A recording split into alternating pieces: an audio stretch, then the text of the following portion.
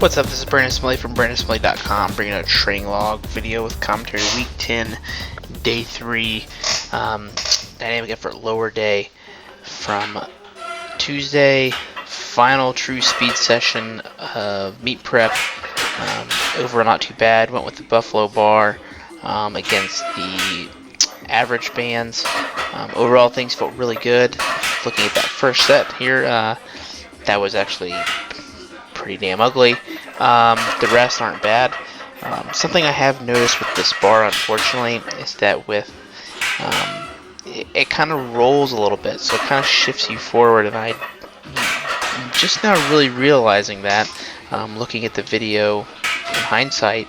So I'm not too pleased with that. I did better as the sets went on. I think I got a hang of the bar.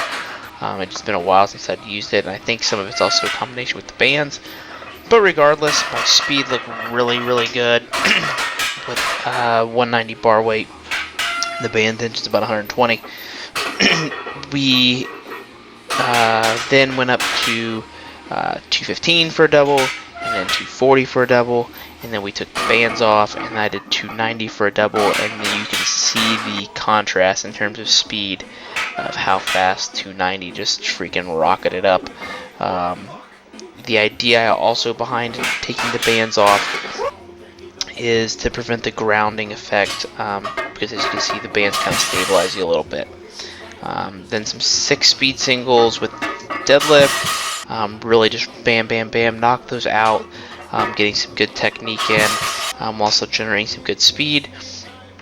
The reason that I didn't work up after deadlifts with the bands is because I will be taking a couple singles on Saturday, and I'm also taking singles on squat as well, but my squat can handle the frequency, my deadlift cannot handle the frequency like that. So even though it's lighter, basically, starting on Friday begins the recovery process to let all that fatigue go away, and I really didn't want to compound that with going up by taking the bands off and going to like 350 to 370 or whatever for a single or two. I didn't think that was necessarily worth it, as I'll be end up taking about 315 or so for a couple singles on Saturday.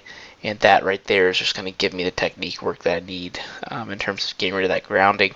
And I'm also going to get it on squat as well. So that's the reasoning behind that. And then the accessory work was really light. Just some lunges, reverse hypers, and hanging leg raises. Like I mentioned, the majority of the work has pretty much fallen off. We're just trying to maintain some qualities at this point and make sure that come meet day, I'm not only feeling fresh, but all my residuals kind of stack up nice and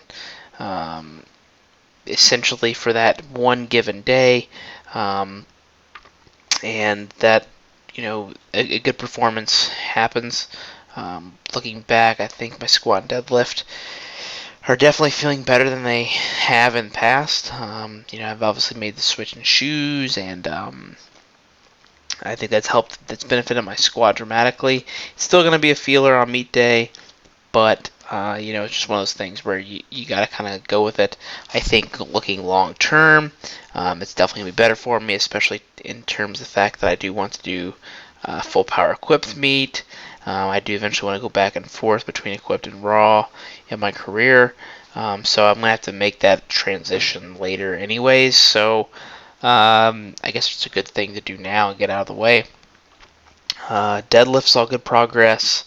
My 500 that I did pull getting ready for the meet, I thought looked incredibly smooth.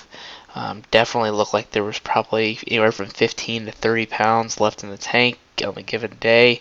I know a meet day that kind of changes after you've taken 3 squats and 3 benches, but that's definitely good. My deadlift is something that always shows up on meet day in terms of how it feels and performance.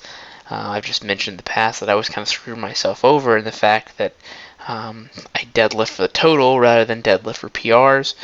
So if I have a good squat and bench, I can be a little bit more lenient on my deadlift and try to get a PR there. Otherwise, if I don't do so hot, I'm left having to try to pull really big and having to pull more than what I really need to technically get a PR on that lift. So, I've pulled 510 the past 2 meets, both of which have looked incredibly easy on meet day. And then, I make a big jump on a third, or like in XPCs, I screw up my opener and have to take it again, and I'm just left with 510 to try to get a PR total. So, I think that's just a really good training cycle. I'm kind of rambling on because I've only got one more video, and I'm going to talk about the bench press training in that one. So I want to cover all my squat and deadlift recap in this video as well. I will also say my grip has done a lot better. I didn't really have any grip issues with all my pulling. I was training independently, even though I don't log it. It's not exciting. It's hard to explain. Videoing it is a pain. It's just really one of those nuanced things that I hate to do. I hate to track, but I do it. I was training it every Sunday and Thursday after my upper body work. All my grips saw improvement. On Sunday, it was my final heavy handwork day that I could do grip, and I double overhand pulled 300 for 3 from the racks with my Texas Power Bar. That was a big PR for me. My previous best was 295 for 3, and the 300 for 3 felt easy. I wanted to keep going, but considering my hands need the recovery for meet day, I just took that and just ran with it. So I think looking at a whole of both these lifts, we've seen some good progress. It's a matter of putting it together on meet day. That's all I've got, and as I said, in the next training log video, I will be discussing my bench press training recap. This one's a little bit longer considering I got to cover 2 lifts, but very good meet prep cycle in terms of squat and deadlift. Thanks for checking in, and you keep up with everything on Elitefts.com.